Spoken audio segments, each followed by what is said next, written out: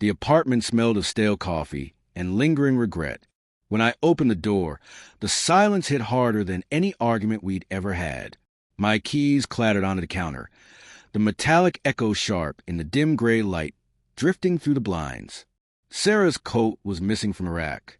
Her boots, usually tossed carelessly by the door, were gone. A single post that clung to the fridge, its edges curling like a quiet confession, went to Mom's. Need space. My chest tightened, my lungs constricted around that one word. Space. Sharp, vague, wielded like a weapon over the past few weeks. I froze in the middle of our Brooklyn apartment. The same one we'd painted together 2 years ago, drunk on cheap wine and laughter. The walls, once alive with shared dreams, now felt like a stage set for a play that ended without warning. I didn't touch the note. I didn't need to. Its brevity was a slap, a dismissal of everything we'd built. My fingers itched to call her, to demand answers, but something heavier, dread, maybe, pinned me in place. The refrigerator hummed on, indifferent, as a yellow square of the post-it mocked me in the half-light. Sarah had been drifting for months. Her warmth had cooled like a fire left untended. It began subtly. Her phone face down on the table, late nights at the gallery, vague excuses about client meetings stretching past midnight. I rationalized it all. Her art was her soul, her work demanding. I was a practical one, the software engineer keeping the bills paid. Love was supposed to mean trust, not suspicion. But doubts grew, sprouting like weeds in cracks of our conversations. Her laughter, once a melody that lit up my days, had become rare, replaced by long silences that stretched unbearably. I sank onto the couch, the leather groaning under my weight, and pulled out my phone.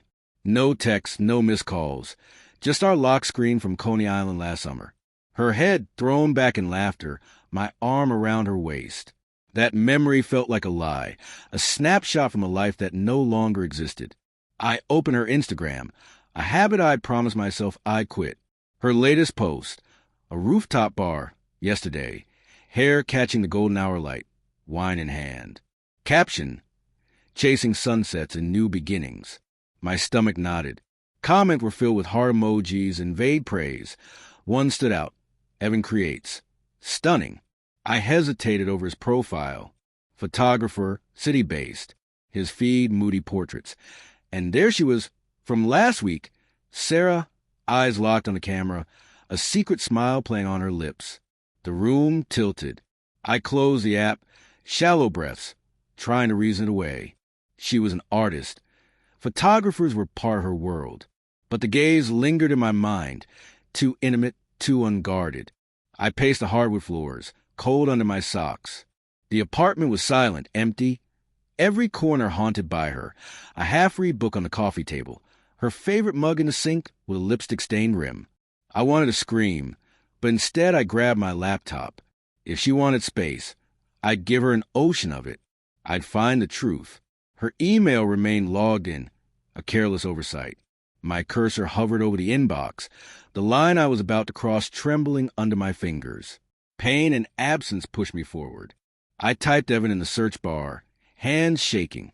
A thread appeared, buried in a folder labeled work. Innocuous subject lines. Project ideas, gallery collabs.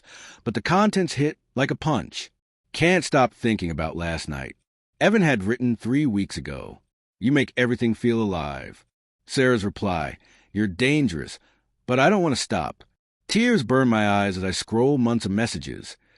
Late-night meetups masked as work, shared playlists, inside jokes.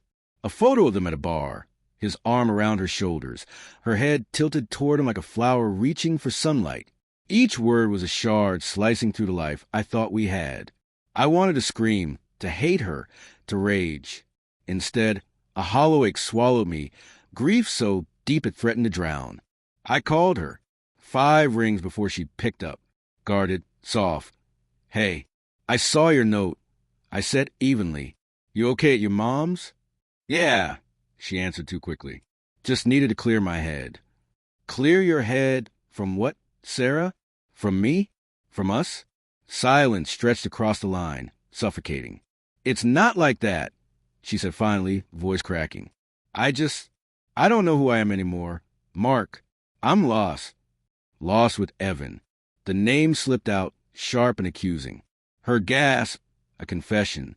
I saw the emails. I whispered, voice trembled with heartbreak and anger. How long, Sarah? How long have you been lying? It's not what you think, she said, hollow.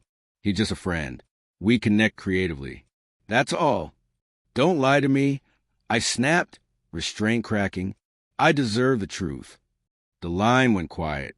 When she spoke, it was barely a whisper. I didn't mean for it to happen. It just did. I'm sorry, Mark. I'm so sorry. Sorry. The word twisted like a blade in my chest. I hung up. The apartment closed around me, walls echoing with her laughter, her touch, her promises. I wanted to run to her, to beg her to choose me, but I also wanted to erase every trace of her from my life. Caught between love and rage, trust and betrayal, the weight crushed me. Days later, I found a lease in her desk drawer, a new apartment in Manhattan, planned for weeks, maybe months, while I had been building a future for us. The betrayal wasn't just Evan. It was the life she created without me, the dream she chased while mine crumbled. I sat on the floor, the paper crumpled in my fist, and let the tears fall, not for her, but for the version of me who had believed in us. The twist came a month later, at a gallery opening. Invited by a mutual friend, I saw her alone, red-rimmed eyes, forced smile. Evan was nowhere. Later, I heard he had left her for a new muse, another artist. Her new beginnings had collapsed, irony sharp and bitter. I didn't approach her, didn't need to. The regret in her eyes, meeting mine across the room, was louder than any apology. I turned, heart scarred but unbroken, and walked into the night, finally free of her shadow.